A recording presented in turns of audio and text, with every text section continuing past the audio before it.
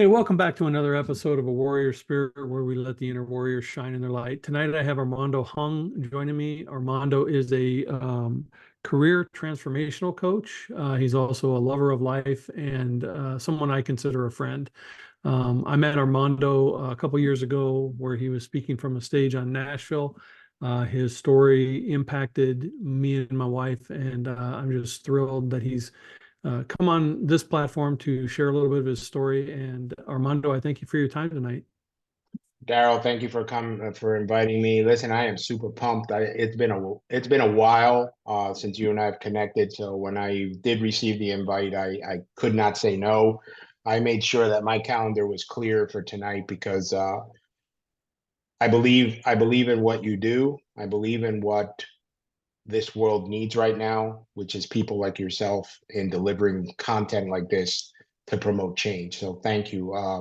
I'm super pumped for tonight. I really am. I appreciate that.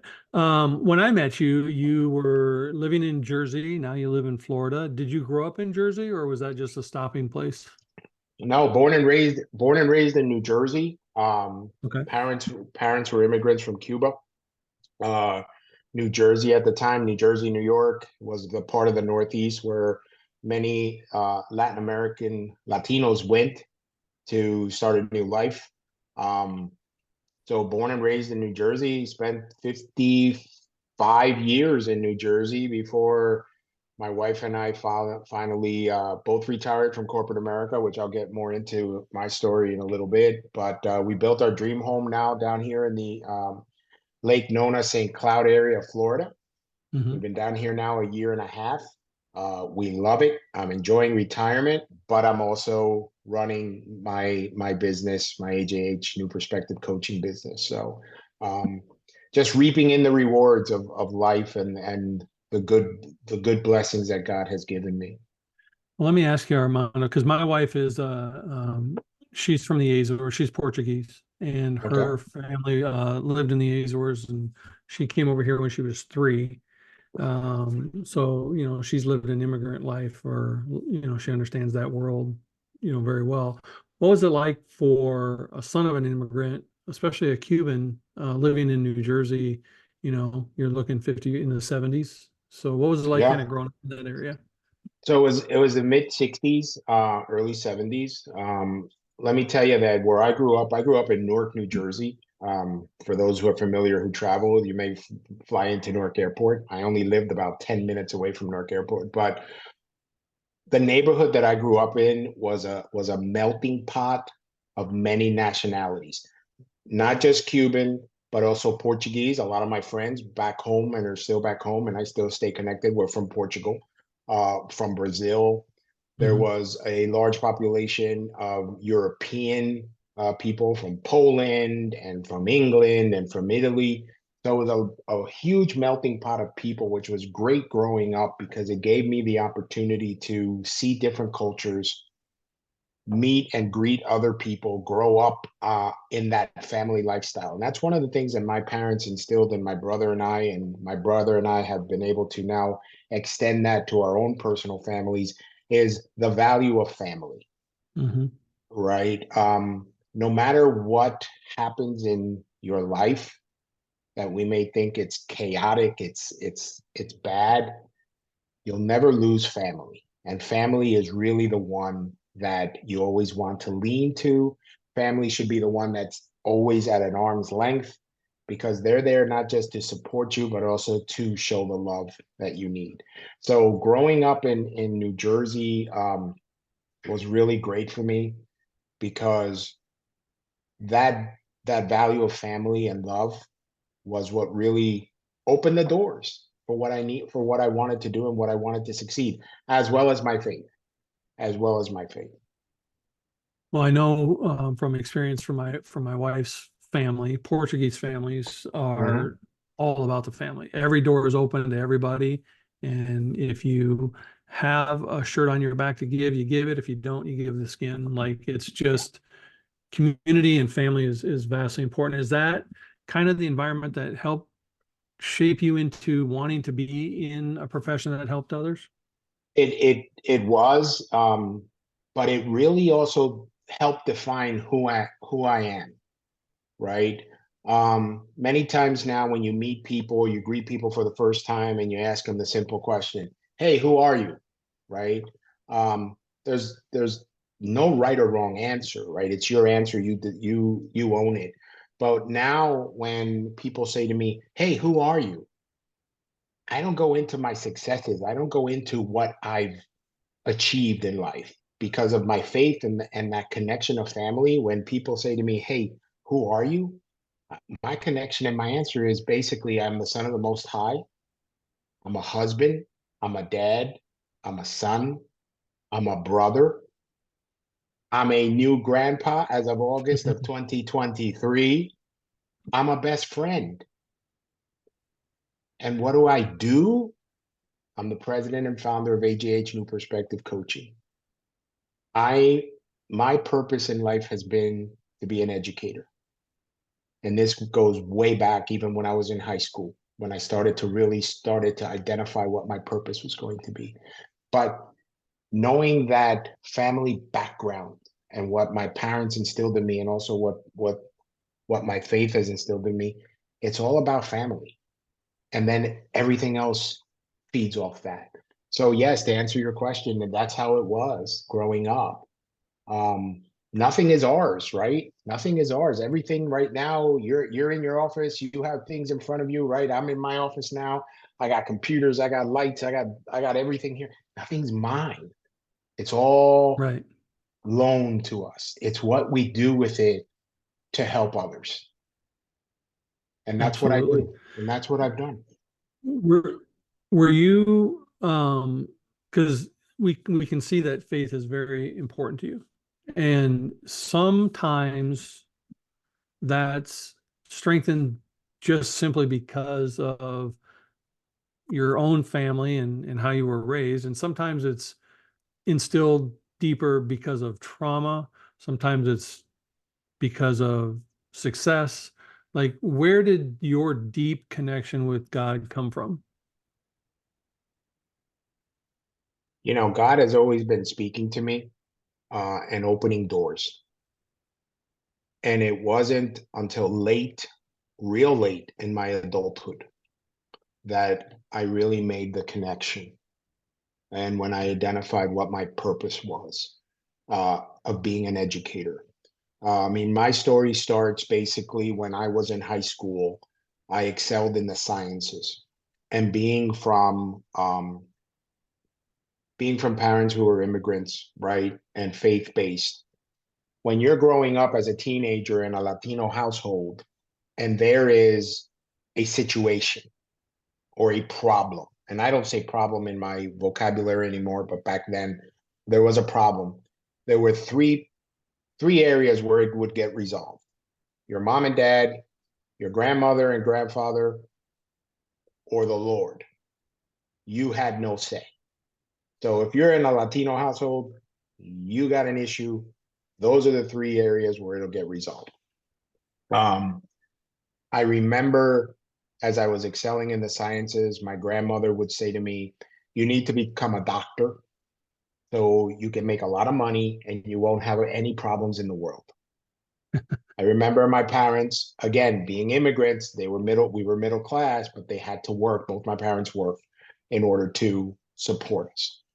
My parents would say, you need to go into a profession where you can make a lot of money so you won't have a problem later on. Knowing what I did see at home, knowing that my parents would work 10, 12 hours a day, Saturday and Sunday was more resting than anything else. I kind of said, wow, this may be true. So I graduate high school, I go out to university, I go into pharmacy school. I was going to become a pharmacist, right? I'm my freshman year. I'm a pharmacist. I'm doing my thing. I'm going through it. And there was pivot number one. God opened doors for me. And my real love and passion was education. I knew I wanted to help people. Mhm. But being young, I didn't know what I wanted to do. Plus, I had to follow what my grandparents and my parents had told me because they wouldn't steer me wrong. But I was scared. I was scared to change majors. I was scared to approach them and say, I don't want to follow this particular field. But God gave me the support. And after my freshman year, I went home for the summer. And I remember telling my dad and my mom, I don't want to be a pharmacist. Mm. I want to be a teacher. Mm. And I remember like it was yesterday. They said, you follow the career path that you want to follow. Wow, amazing. Just promise that you'll finish. Done deal. Which leads me to a question. I'm going to ask you this question because you're the host, but I'm going to put you on the spot because I'm coaching, Yeah, right? We're coaching yeah. together. Think of a situation, right? And we've all been in situations, and I know your audience seeing this will have gone through a situation. This is the same situation I've been in. Finish this sentence for me. I will cross that blank when I get to it. Yep. Finish that sentence. Bridge. Yeah, it's a Bridge, bridge. bridge, Yeah, river, ocean, right? yeah. What would you say? Why do we say that? And we've all said it. I mean, I'm the first one to raise my hand. We have all said it in our lifetime.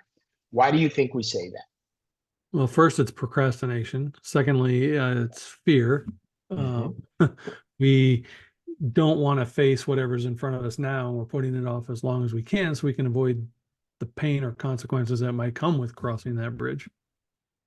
And we've all said it, right? Yeah. It's just pushing something aside and saying, we'll think about it later. But did it solve anything? No. Really, did it solve anything? Absolutely not, right?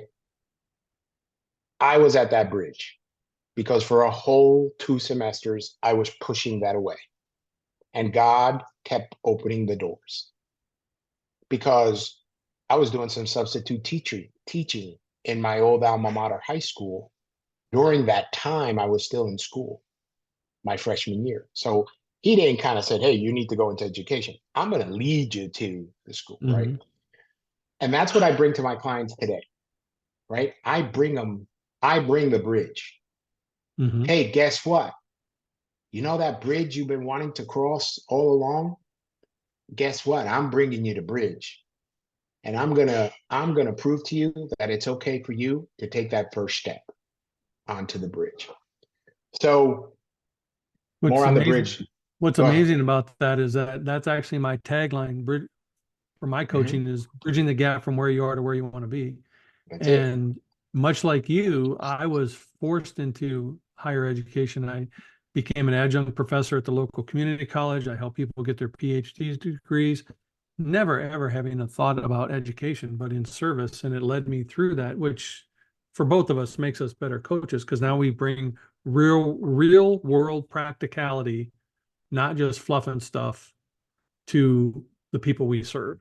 And that's one of the And, things I admire about you. and thank you very much. And you're absolutely right because when you start to see what your purpose is in life and what your assignment is here, it becomes more clear. For some, it could be early in life. For some, it could be later in life. For me, it was later in life. However, I was making an impact as we went through the years. So there I am. Now I got the green light, go for education. Boom. Fast forward, graduate. I begin teaching at my alma mater with as a history teacher, political science teacher, because that's what was my major. I also had minored in marketing during Mm. that time because I also liked marketing and business. Doing what I needed to do, enjoying what I needed to do until like about 5 years later, when pivot number 2 happens, and God kind of says, "Okay, you've served your purpose here. I am now going to move you somewhere else." Hmm. That led me to a 29-year career for a consumer product goods company, a Fortune 200 company. But I was still teaching. I was still educating. I was not the definition of a teacher that many think of now in front of a classroom with students, right? Be it in elementary school, middle school, community college, or college. I was now working for a consumer product goods company, and I was educating and teaching retailers how to manage a category in their businesses that generated anywhere from 35 to 40% of their annual profit.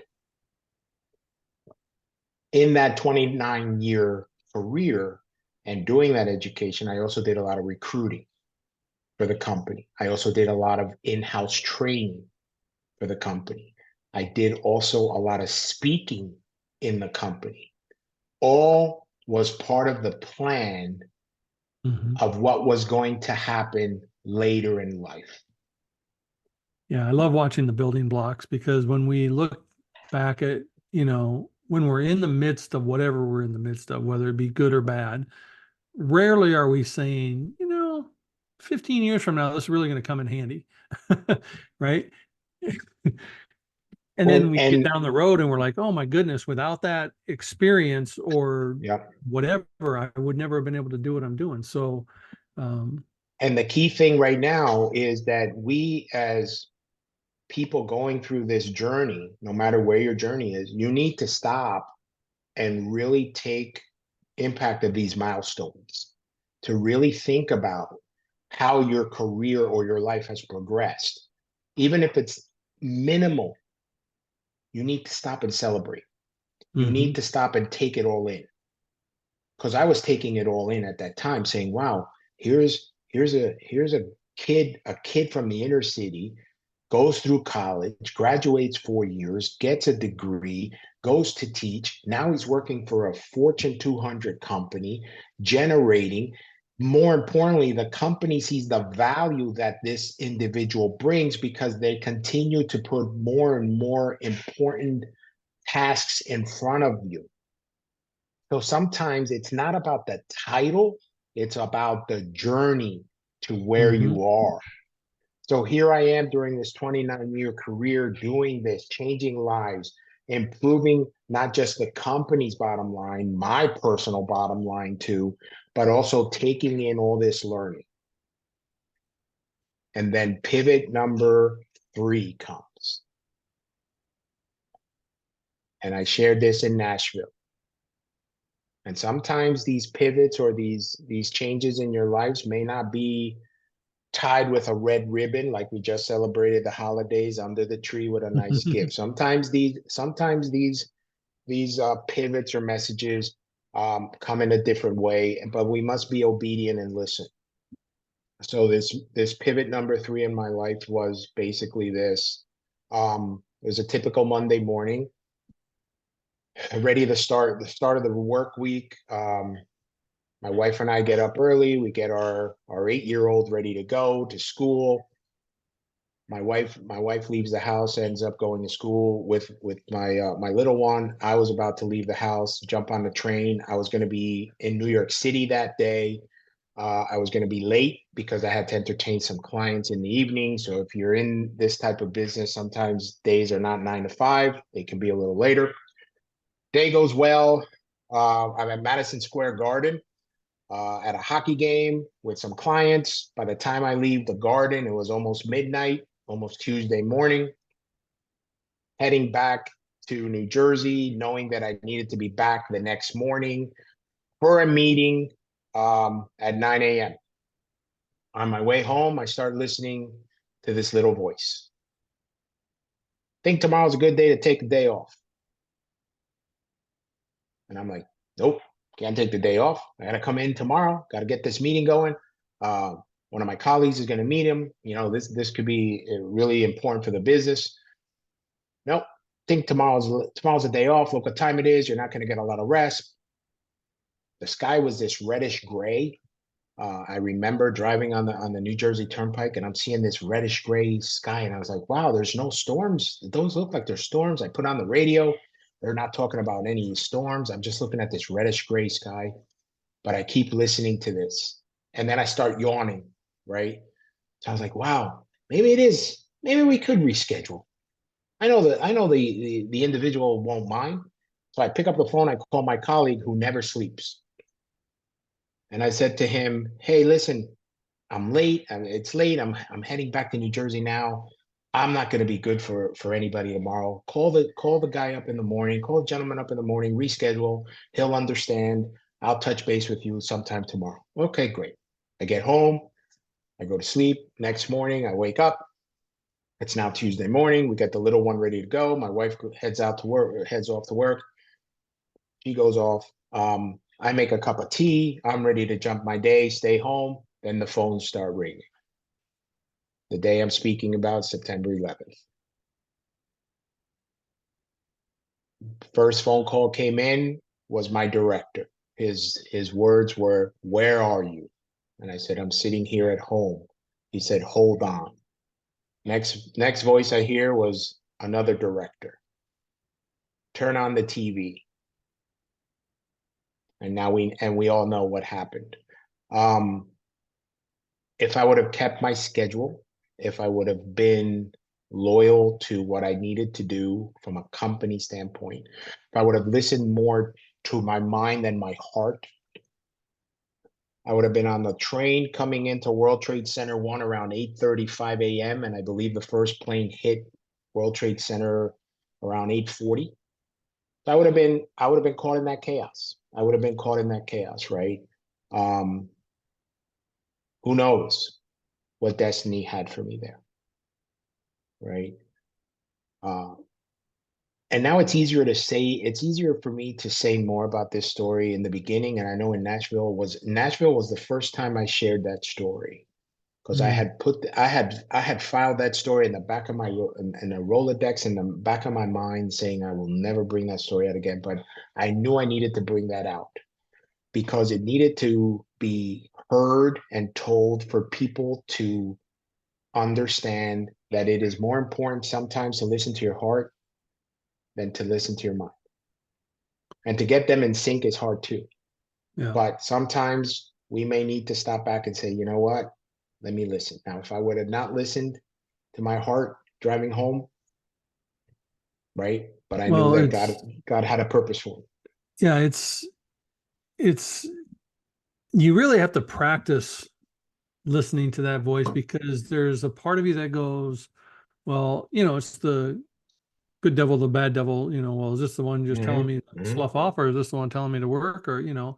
So you really have to be discerning and conscious of, okay, where's that voice truly coming from? And when you feel it in your body, usually that's the good voice. If you just kind of Yes. hear it, you have to kind of still question. But when you start feeling it in your body, you pretty much know it's the good voice. And during that time frame, of course, the world was in chaos and life was in turmoil. Um, what was the reaction with your wife? What was the reaction within yourself? Like, why me? Was there any of that type of questioning? Did you feel like, okay, this meant I'm supposed to do something more with my life because I'm still here with it? Well, yes, there was definitely there was more to my assignment. My assignment was not over. Um, there was more of my purpose that I needed to live. The initial reaction when it all happened was of course counting your blessings, counting that I was still coming home. I still had a home.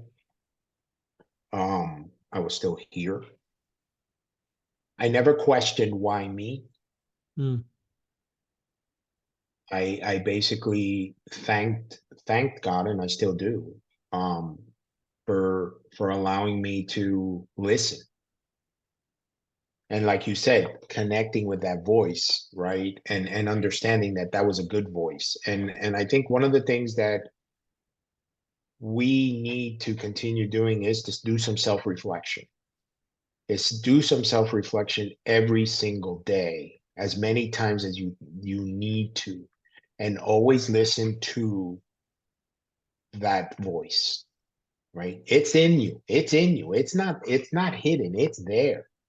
But sometimes we push it away, just like the example I said earlier about, hey, I'll cross that bridge when I get to it. Mhm.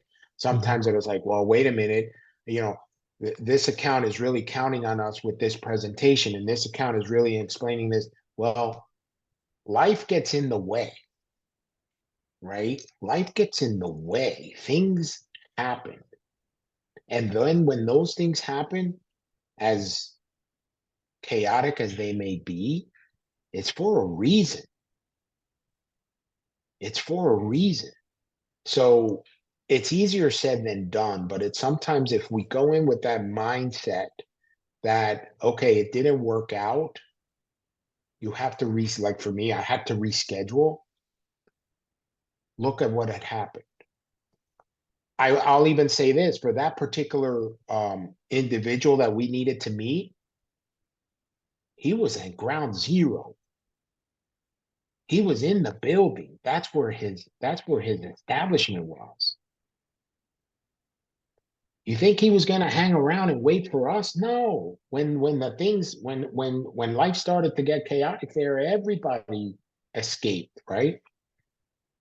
Thank God he's fine. He was fine and all, but um and it's aside from the event, it could happen with any event, right? That is one catastrophic event, but more importantly is in life we have this beautiful gift called life. We need to embrace it every single day. We need to understand how important it is to be here because, hey, let's be realistic. Some people didn't wake up this morning, and You we're know what here. I find through my own experiences, I find that most of the time we give our life to our job or to our career, and we put our family or our loved ones kind of on the back burner, and they take second place. So when you do things like you did that day, you were really putting yourself first, your own health and well-being, which again, for hard workers like you and I is really tough to do. But I was reminded of this just last uh, spring. My son needed an eye procedure in Indianapolis. We're going back this year for his follow-up. Um, but I told my wife that I was going to be there for this procedure, and she cried because I have given so much of my life to business that for me to take time off for family was an anomaly. And then that was a moment where it really hit me, you know. Mhm. One of my biggest regrets is when my father was passing 4 years ago. Um, I sat at his deathbed, and I was in real estate at the time. And while the doctors were cleaning him up from an episode he had had shortly before he died, I was pulling out my laptop to write a contract. And I've regretted that moment, and I've made it a never again moment in my life, which is why fast forward and I took the time to be with my son. Um, because business should never come before family or loved ones or ourself. And they're never going to remember that I put in 2,000 extra hours to my job. They're going to remember that I took time off to be there when they needed me. And I think that's a really hard lesson for a lot of people to embrace. But I think it's one that's so vital to humanity to be better.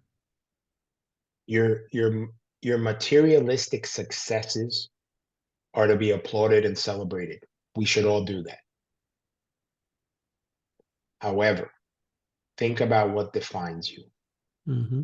If you and I first just met and we're grabbing a cup of coffee, and I said, "Hey, Daryl, so tell me about yourself," and you tell me, and we fall into this trap because this is what society has led us to. It is a win-win situation. I need to read to you my portfolio, my resume, and you start to tell me about all your career path, your successes, what you drive, what's your favorite eyeglass brand.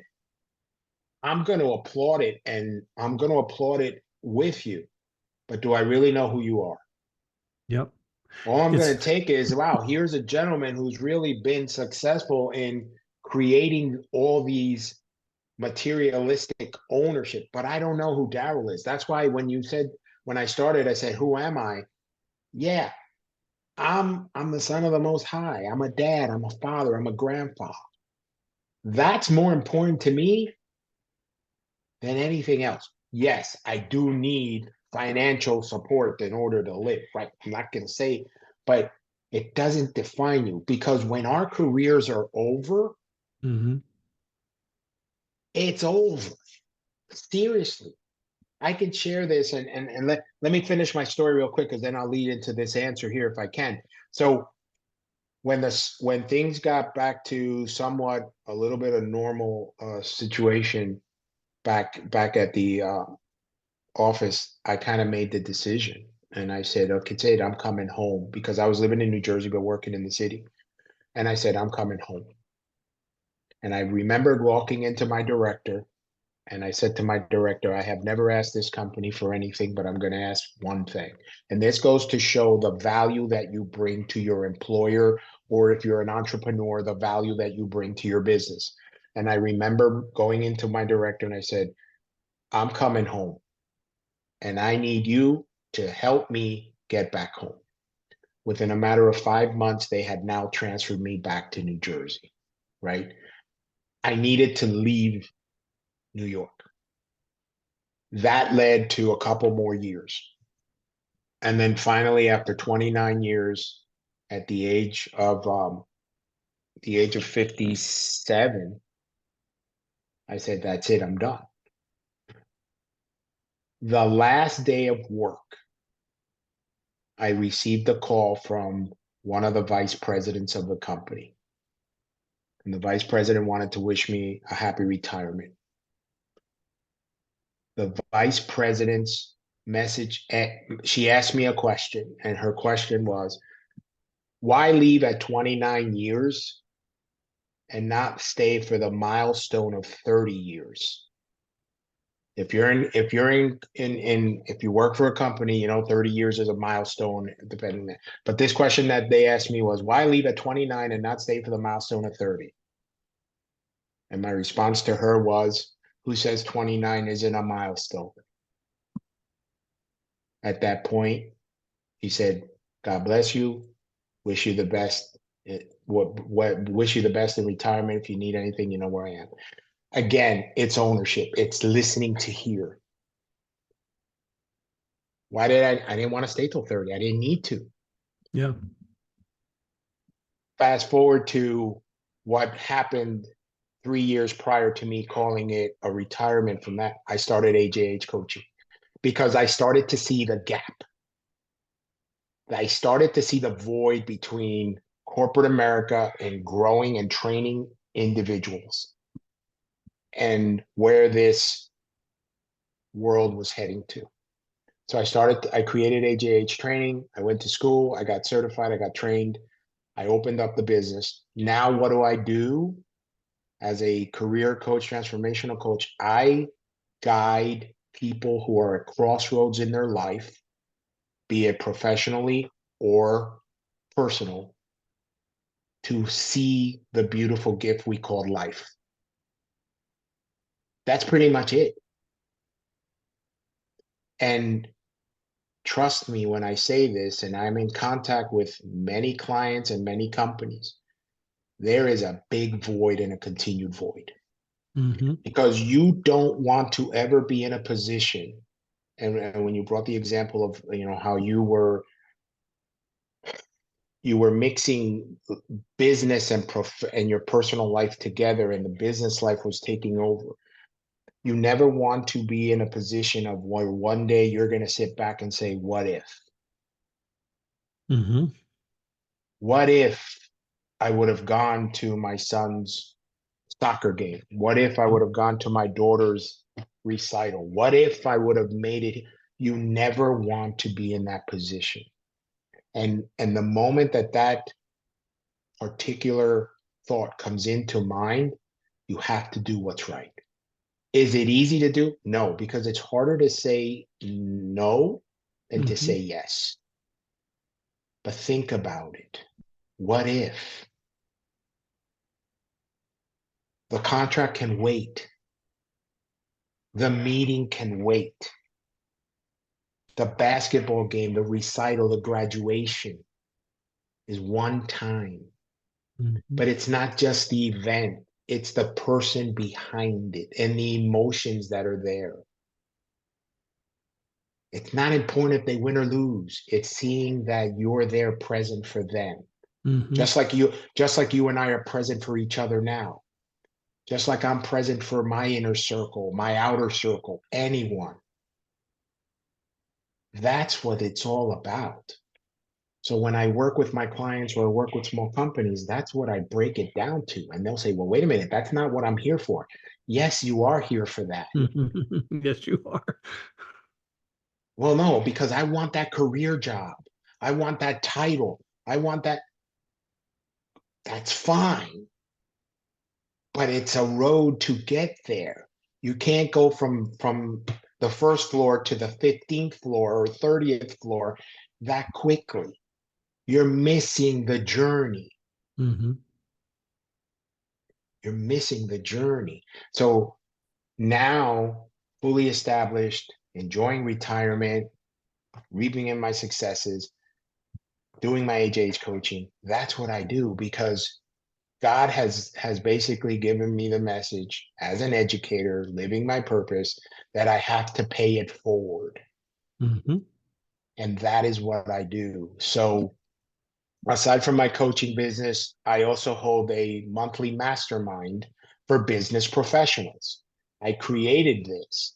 I've been running this now for 2 years. It's called Pivoting to Excellence.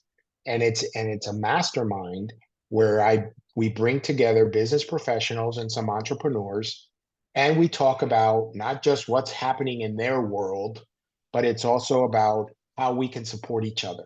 And it's reality, right? Hey, what are the issues that you're experiencing? What Mm-hmm. are some of the opportunities that lay out there? I don't say problem, opportunities. And together and collectively, we discuss this. And I also give them the opportunity to present. I also give them the opportunity to bring some of these cases, keeping confidentiality, of course, to the table for them to grow. And what we do is that this is filling that void that they're not getting from their employer or from their external organizations that they may impact it. And I bring guests, of course, and we really talk about today, what's happening today in the business world. And it allows me to, because I'm a baby boomer, so I have baby boomers in that group. I have Gen X, I have millennials. So I Mm-hmm. have I have people from different walks of life and different demographics and different age groups that collectively we can have this great conversation. So it's wonderful when I kind of say, well, let me show you what we did back in the 90s, right? Right before you were born, right? And Right. so it's a great opportunity to bring these people together from all walks of life and have them share because they're on their own journey. And I know that the good Lord has put these people collectively in front of us because we're part of their journey. We're part of their journey. Yeah, I definitely it's funny because we are similar in age and I listen to my son who's in his 30s and I listen to my daughter who's in her late mid 20s and their viewpoint on the world and their thoughts and processes on the things that you and I would have just taken for granted, like actually getting a job or spending 30 years at a company, they don't want any part of. Not that they don't want to work, not that they don't want to serve. They just don't want to do the corporate grind that they saw their parents and their grandparents do. And that brings an entirely different experience into the conversation of working smarter, not harder. And I've learned, I listen to them speak and I listen to some of their ideas, and I'm like, you know, they're not that far off on Mhm. what they want. They want to serve, they want to give, they want equality for everybody. They want Mhm. to change the world. They just want to do it a different way. And I think that's beautiful. What I really admire from millennials and Gen X and Gen Y is that they're living life today. Hmm. Baby boomers, and I remember this is how we grew up, was work hard, work hard, work hard for a better tomorrow. Yes. Okay. Um, when you look at the average age of a human being today, I think the last number I read was it's like 86 years old. That's the average age. So for baby boomers like yourself and I, if we took our age right now minus 87, do the math, Hmm. right? So you work hard, you work hard, you work hard, and then you have 20, 30 plus years to enjoy it, Hmm. where the millennials, Gen X, Gen Y, they're living life now. And I really enjoy to see that because it's a different view on life. Hmm. However, they're still looking for those materialistic gains, Hmm. and they want it today, not tomorrow, today, Hmm. right? And competition is important, right? And being competitive is important, but sometimes you need to sit back and really embrace your skill sets, embrace what you've created, right? The loyalty of 30, 40 years in companies, that's gone. That ended with us, Hmm. right? Nowadays, it's more of a springboard. They call it a springboard type, 5 years and out, 5 years and out, 5 years and out, because they're moving in that personal direction. And I applaud that, right? Um, but take a step back and enjoy, right? Um, but it's important for your audience and for people to really think about, hey, what's my assignment? My assignment is not to get up in the morning at 6 in the morning and head out and then come back home at 8 o'clock and then grab something to eat and then jump back on the computer again for another 3 hours because I need to finish this.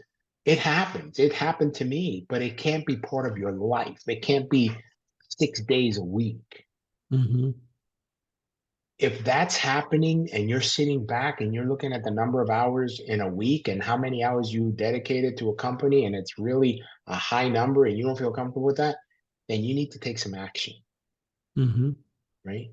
But it's also taking it in and understanding, where am I today? So look, it took me 54 years to understand what my purpose was, to finally get on a stage or to actually write something and say, my purpose in life was to be an educator. And I have been an educator through as a teacher, as an educator in corporate America, and now as a coach. 54 years. I could, at 20 years old, I had no idea what I was going to do. Hmm. At 25, I was working. I was working, but it took me that long to finally say to myself, okay, now I understand what God has led me, because he opened every door. He helped me pivot to where I am today. I don't know where the next 5, 6 years are coming, right? But the key thing is important is to always sit back and reflect. What's happening in your world? Why is it happening? And what do you want next? As long Hmm. as it's reachable. And everything is reachable. But make sure you have that support group. And I can't stress this enough. You need that inner circle. Hmm. And your inner circle could be one person, could be two people, could be 10 people. It's your inner circle. but you should be connecting with your inner circle on an ongoing basis and letting them know what's happening in your world and asking for that guidance. My brother-in-law said to my wife last year, um, very similar to what you were, identically to Mhm. what you were just saying. Our he was saying to her, our parents only lived till they were 86, 85. So if you live to be mom and dad's age, you've only got 27 more Christmases to go. And we know how fast last year flew by. So if you equate it to only 27 more Christmases, you might want to start doing some living in there, not just Mhm. working. Um, I know from hearing your story and listening to you and what you do and stuff, it takes a pretty strong woman to be a partnership in that. What does your wife do?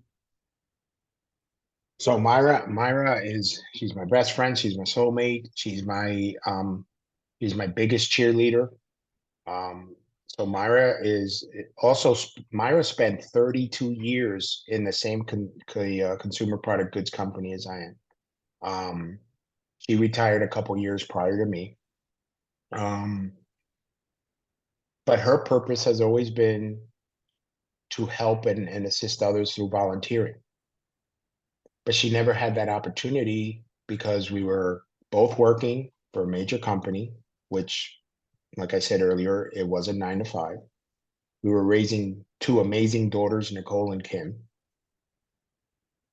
Now that we're in retirement, this is what she's doing now, right? And she's also um, served in our churches, in our faith. Um, and she's been given a lot of tasks. As a matter of fact, as this is being recorded, she's in her office and she's recording a message now. There's something that our church does called it's like mobile prayers. Hmm. So a group of followers, they record a morning prayer and an afternoon prayer, and now she's in there right now recording a morning prayer and an afternoon prayer that's actually going to be sent out to everyone who's a member. So as they're commuting to work, they can hear the messages. So she's in her office right now recording. But we're so in sync, her and I, from day one, and we met in school at Rutgers University. You can see the flag back there, the Yep. pennant. Um, but we understand that God has led us here, and God has led us here, and God has given us and blessed us with the life that we have, and has given us such a rich filled life. And that's the title of my speeches when I go on stage. I call it, how to live a rich filled life through faith. And when I highlight rich, I don't mean financially.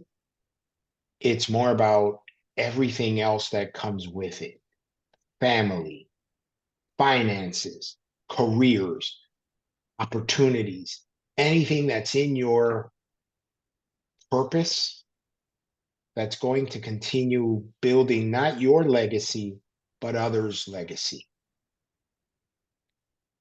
And So I stress this. Mhm. um, as we reflect on that, and I'm sorry, I didn't mean to cut you off. My Yeah. apologies. I just, um, I'm curious what you feel 2024 God is leading you into. God has led me in 2024. God's message to me is that I need to bring more faith-based into my business. I was just in DC 3 weeks ago, um, at an event that I was asked to speak in, and I remember getting the phone call from the person who was putting it together. He called me about 8 months ago, and he said, "Hey, I'm putting an event together in DC. I'd like you to come and speak." And I said, "I'm there, right? Not an issue. That those days are open for me." And he said, "Hey, by the way, um, the event's going to be faith based." And my initial reaction to him was, what?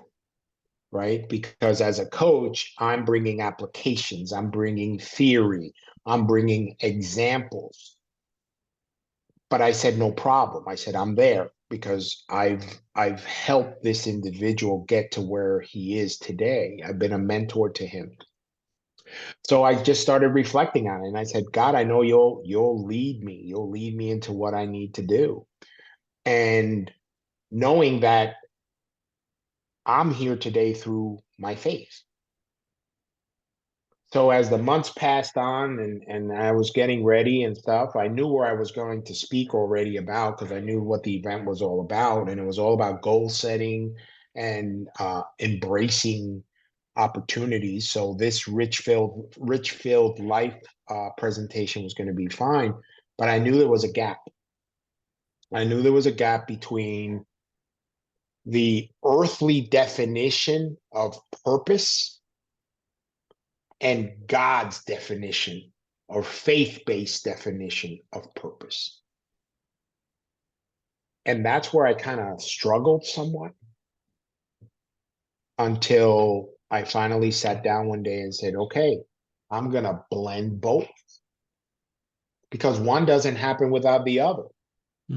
Um, so presentation, went fine. The event was a blockbuster event.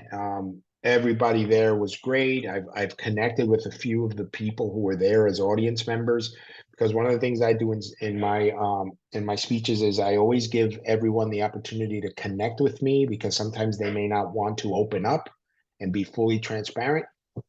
So if you have connected with me since then, and we've had these great one-on-one conversations, but that's led to where 2024 is. And 2024, God is basically saying to me, I led you to bring the word. The word was embraced. Now I need you to continue.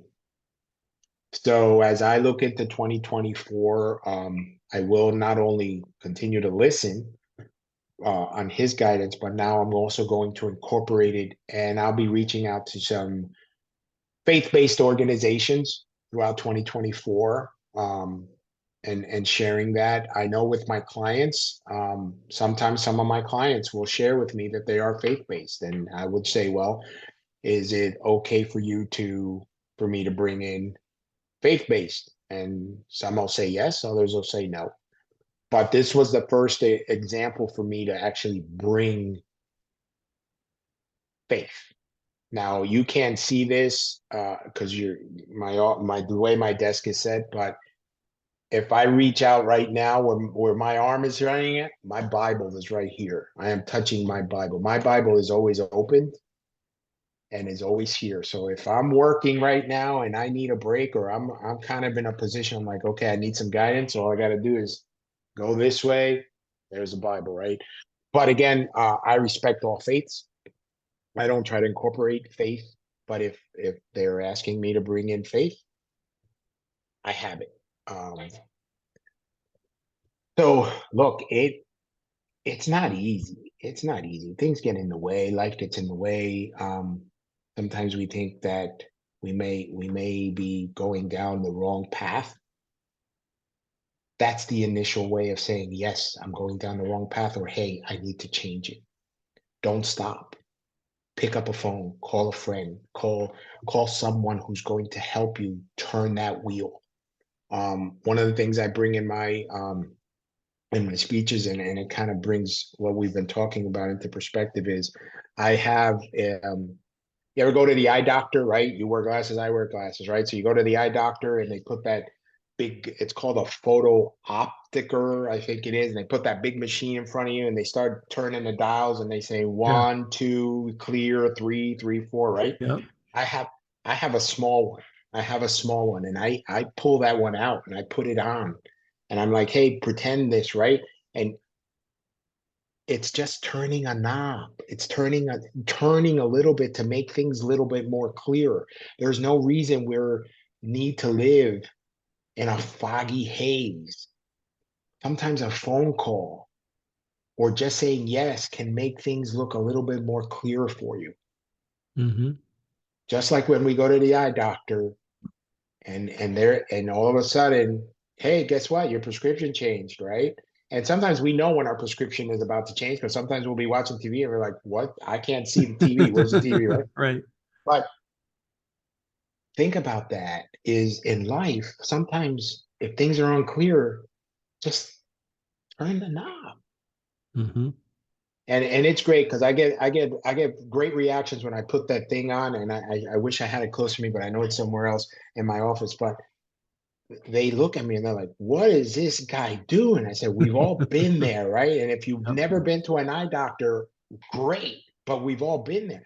And just turning those dials and making things look a little bit clearer allows you to not just read the letters on the wall, but it also allows you to see where your career path could be going, Mm-hmm. right? Because everything be like you see behind you, what is that? Yeah, that just shows you some of my successes, but some of my successes, it, there's not enough wall space for me to put all my successes because all my successes are right here. They're here. That's the most important thing. That's the most Mm. important thing, you know? That's beautiful. Thank you. As we kind of come to a close for our hour, I ask all my guests, what does having or being a warrior spirit mean to Armando?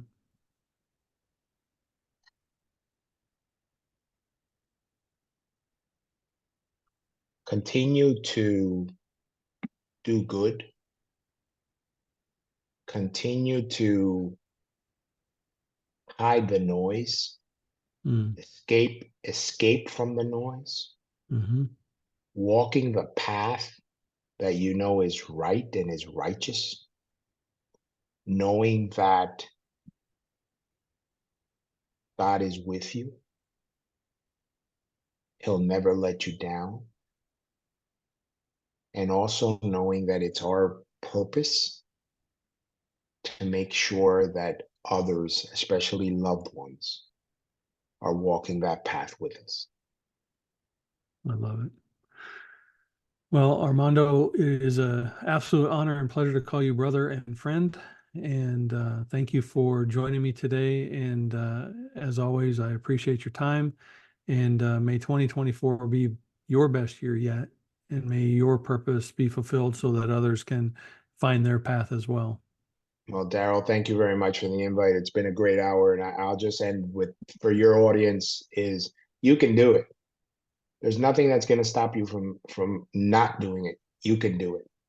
So embrace life, go for it, and be the best version of yourself.